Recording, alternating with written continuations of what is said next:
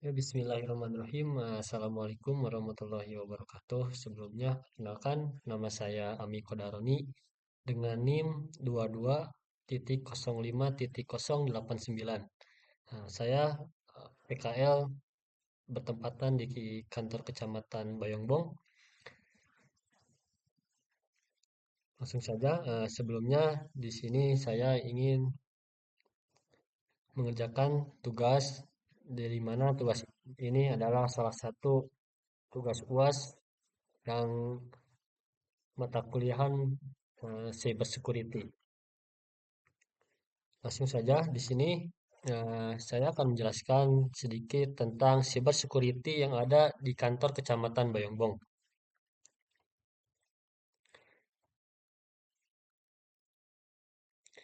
Yang satu adalah analisis aset digital, di mana di sini saya udah memilih beberapa analisis aset digital yang ada di kantor Kecamatan Bayongbong.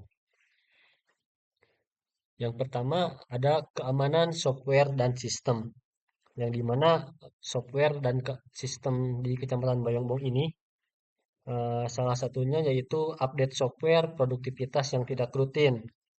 Alasan saya memilih ini di mana di kantor Kecamatan Bayongbong tersendiri yang mungkin memiliki tantangan akses internet stabil atau kuota data yang terbatas, memiliki aset atau perangkat lunak yang tidak memerlukan perbaharuan rutin dianggap lebih stabil. Yang dimana kecamatan memilih perangkat lunak sekali beli dibandingkan model langganan cloud untuk menghindari ketergantungan pada koneksi internet saat proses update. Tentu saja dampaknya software yang tidak memiliki perbaharuan memiliki celah keamanan yang terbuka lebar. Salah satunya eksploitasi mudah, yang dimana penyerang tidak memerlukan teknik canggih untuk masuk. Mereka cukup menggunakan malware lama yang sudah dikenal luas. Adapun juga bisa penyebaran infeksi karena tidak adanya pemantauan keamanan. Sekali satu komputer di kantor tersebut terinfeksi, serangan akan menyebar ke seluruh perangkat lain dalam jaringan lokal atau bisa disebut dengan jaringan LAN yang sama dengan sangat cepat. Terus yang kedua ada SDM dan pelatihan. Yang dimana alasan saya memilih SDM dan pelatihan di sini berdasarkan yang ada di kecamatan cenderung memilih aset yang memiliki karakteristik plug and play atau low maintenance. Tanpa tenaga ahli di Bayongbong, pemilihannya jatuh pada perangkat keras dan lunak yang bersifat consumer atau grade, yang mudah dioperasikan oleh pengguna awam atau yang memiliki layanan purna jual, garansi yang jelas tanpa perlu konfigurasi rumit. Tentu saja dampak dari operasional atau kelumpuhan total, yang dimana tanpa adanya tim IT khusus dan software yang up to date, serangan seperti ransomware, penguncian data akan langsung menghentikan seluruh aktivitas di kantor atau instansi di Bayongbong tersebut.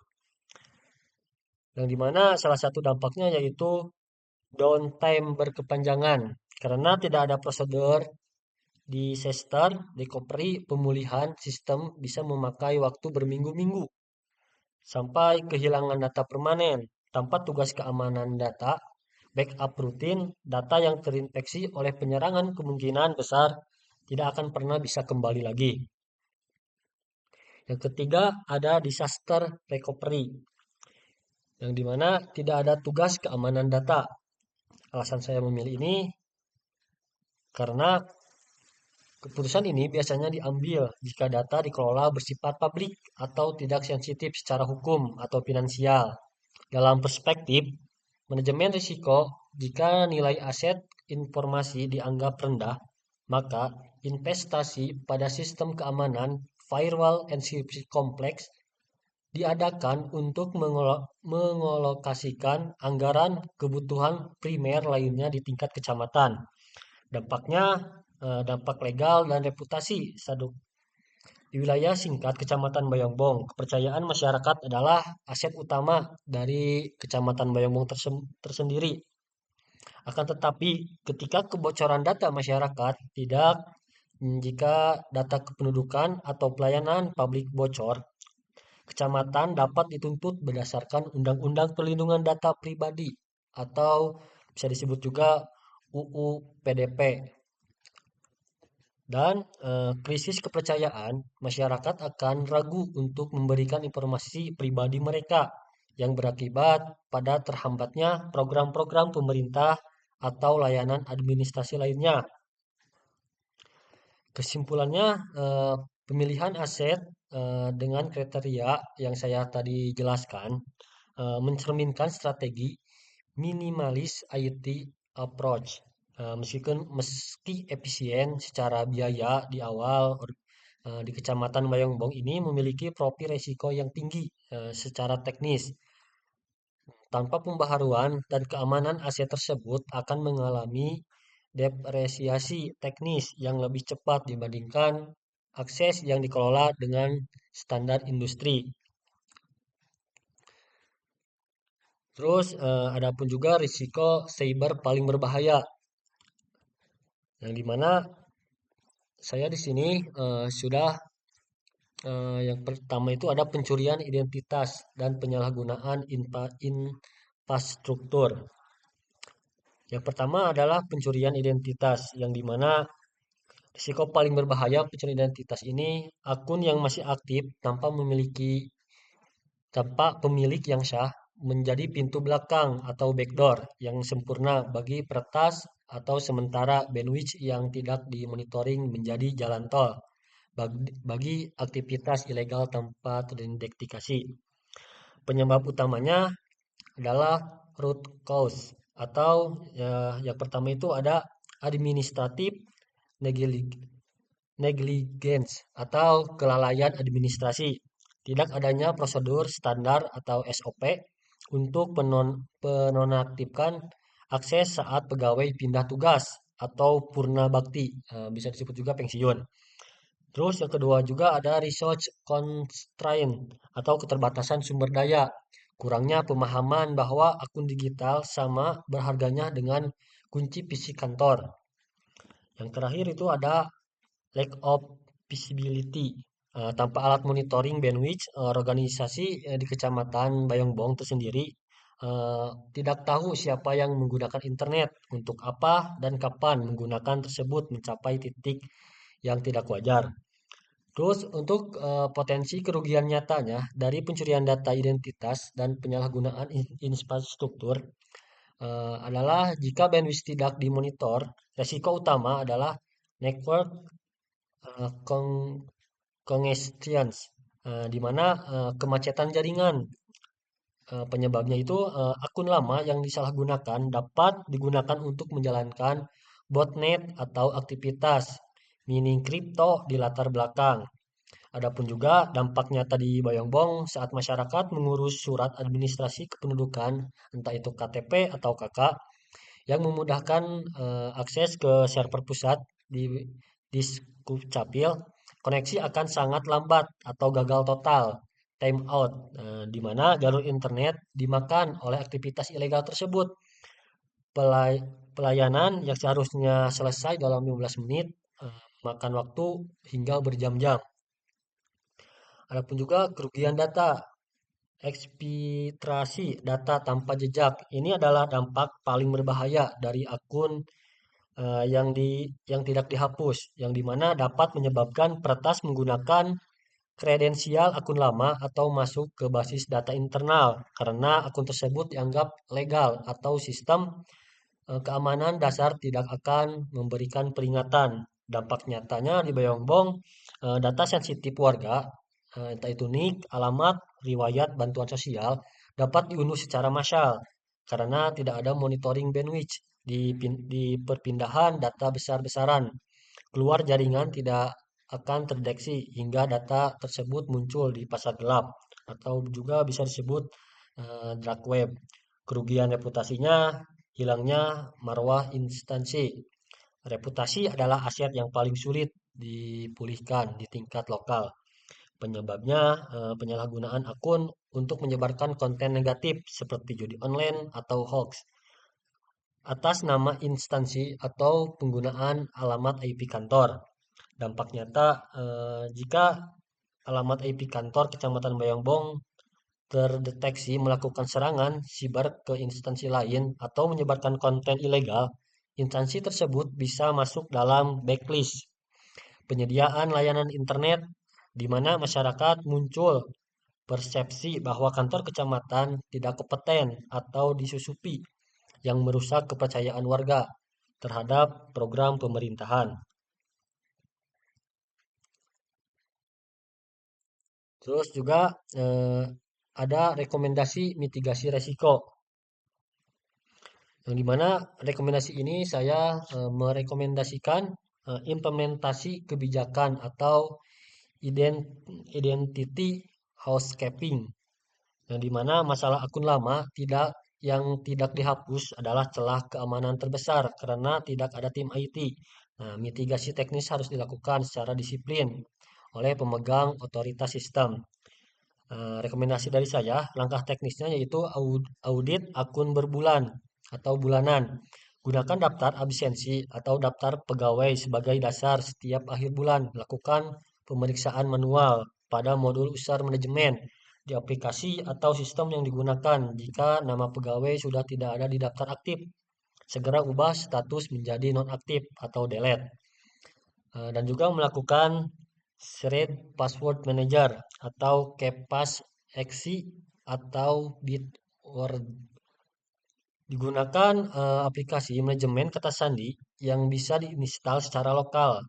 Catat semua akun aset digital instansi di sana.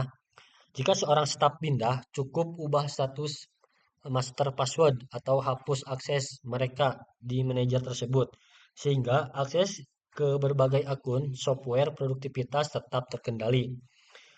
Adapun tujuan dari identifikasi housekeeping ini memastikan tidak ada akun hantu yang bisa digunakan oleh pihak luar atau mantan pegawai untuk masuk ke sistem. Yang kedua, rekomendasi mitigasi risiko di sini saya yaitu pemasangan network monitor sederhana, yang dimana ini untuk mengatasi masalah tidak adanya monitoring bandwidth yang bisa mengakibatkan kebocoran data tersembunyi atau penggunaan internet ilegal. Langkah teknisnya yaitu install Glasswire pada komputer utama, server atau komputer yang sering digunakan. Aplikasi ini memiliki antarmuka visual yang sangat mudah dipahami orang awam. Jika tiba-tiba ada grafik penggunaan internet yang melonjak saat sangat tinggi saat kantor sedang sepi, Glasswire akan memberikan notifikasi. Analisis host, Glasswire akan menunjukkan ke alamat IP mana data dikirim. Jika data dikirim ke negara asing, misalnya Rusia ataupun Cina, dalam jumlah besar, staf bisa langsung memutuskan koneksi internet secara fisik ataupun juga cabut kabelan untuk mencegah eksfiltrasi data lebih lanjut. Nah, terus di sini juga saya ada rekomendasi non teknis. Nah, untuk rekomendasi non teknis ini di sini merekomendasikan offboarding dan digital hygiene.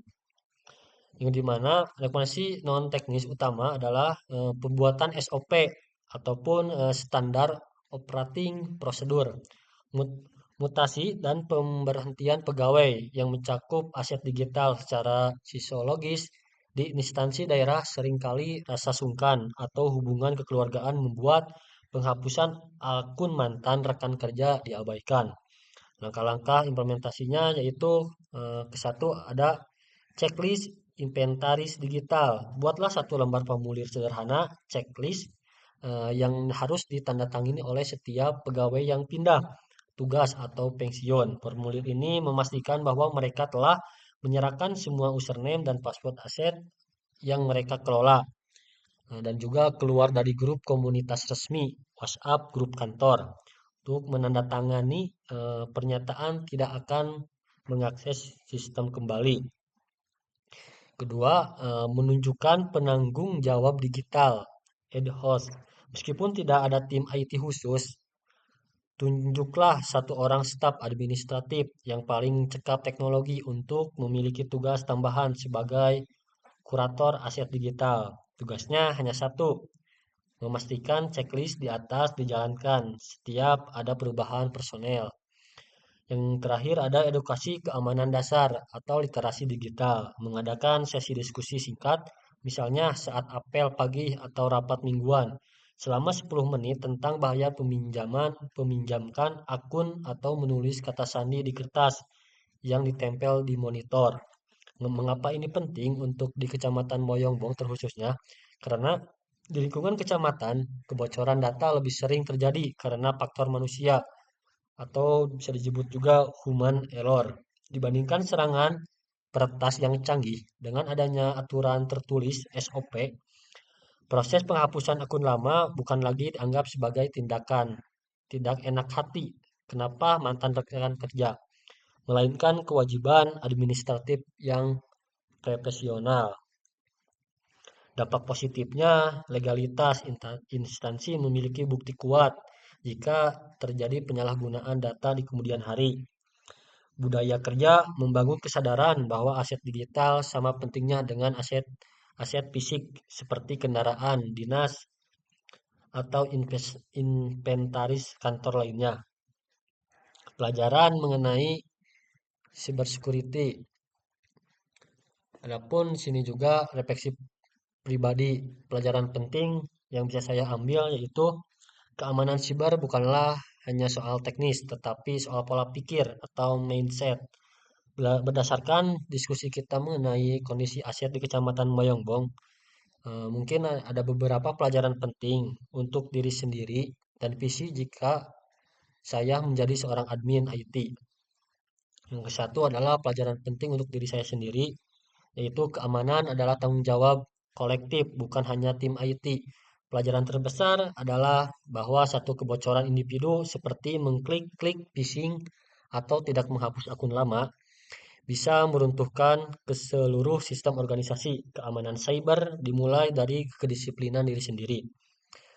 Adapun juga kenyamanan adalah musuh keamanan. Sering kita memiliki tidak memperbaharui software atau tidak menggunakan verifikasi ganda karena ribet. Namun, pelajaran berharga adalah jauh lebih ribet memulihkan data yang hilang daripada meluangkan waktu 5 menit untuk update sistem. Yang terakhir ada asumsi adalah bahaya. Jangan pernah berasumsi bahwa tidak ada yang akan menyerang instansi kecil seperti kecamatan. Peretas sering menggunakan instansi kecil sebagai pintu masuk atau target uji coba karena pertahanannya yang lemah. Jika saya menjadi seorang admin IT, saya akan mengaudit seluruh akses secara berkala. Saya tidak akan membiarkan ada satupun akun hantu yang tersisa. Setiap ada pegawai yang mutasi atau pensiun, akses mereka adalah hal pertama yang saya cabut. Saya akan memastikan setiap akun memiliki identitas yang jelas. Saya akan menerapkan strategi backup 321. Mengingat tidak adanya tugas keamanan data sebelumnya, saya akan memastikan ada 3 salinan data disimpan di 2 media berbeda, misalnya hard drive eksternal atau cloud, dan 1 salinan disimpan di lokasi fisik yang berbeda. Ini adalah pelindungan terakhir jika terjadi serangan ransomware. Adapun juga jika saya menjadi admin IT, saya akan menjadi penginjil literasi digital. Karena tidak ada tim IT khusus, saya akan melatih rekan sejawat. Saya tidak akan memperbaiki komputer, tapi mengedukasi mereka mengapa jangan sembarangan mencolokkan USB drive atau mengapa update software itu wajib. Menjadi admin IT di daerah bukanlah soal memiliki alat yang paling mahal, melainkan soal kecerdikan dalam mengelola keterbatasan dan ketegasan dalam menerapkan prosedur keamanan cyber. Keamanan cyber adalah tentang menjaga kepercayaan masyarakat dan datanya kita kelola. Mungkin itu yang dapat saya jelaskan di penjelasan kali ini. Mohon maaf bila masih banyak ada kesalahan. Jadi saya cukupkan sekian. Terima kasih. Wassalamualaikum warahmatullahi wabarakatuh.